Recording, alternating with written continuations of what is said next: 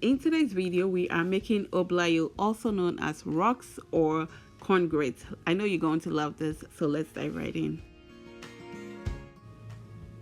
I have here the broken corn that I'm going to use, and this is what it looks like. Okay, so if you are going to use it, you can find this at any supermarket, and I soaked 1 cup of it the previous night overnight so it can get soft and hasten our cooking process. So I've gone ahead to wash this and I'll transfer it into our pot.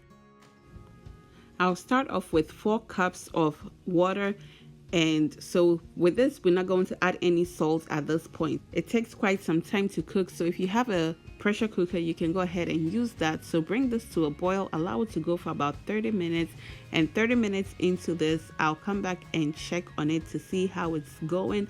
I will just press on it to see how hard it is or how soft it is. At this point it's still quite hard, so I'll cover it back up and allow it to continue cooking, going in every now and then to stir it. To ensure that our oblayo is nice and creamy, we need to add some flour. You can use the all-purpose flour, but I'm going to just blend some of the corn and the broken corn and add it in. So at this point we are checking on our oblayo, and I will break it up and see it's nice and soft. So to season this, I'll go in with a bit of salt, and we'll add the flour, the corn flour, which I blended in there.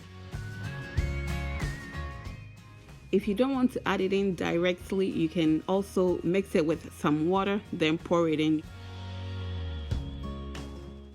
So I'll add some hot water to thin it out a bit and give it a stir to ensure that the flour is nicely incorporated in there.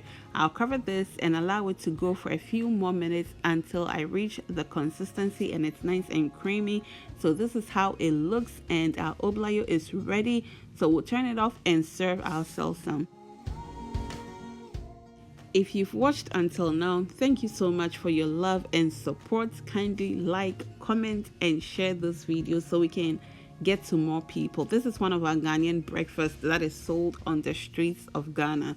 Okay, so I'm serving some for myself. I added in some coconut sugar.